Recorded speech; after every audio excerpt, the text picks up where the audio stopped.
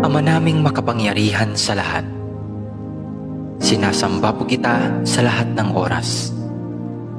Maraming salamat po sa isang buong araw na nagdaan na puno ng biyaya, pag-ibig at kaligayahan.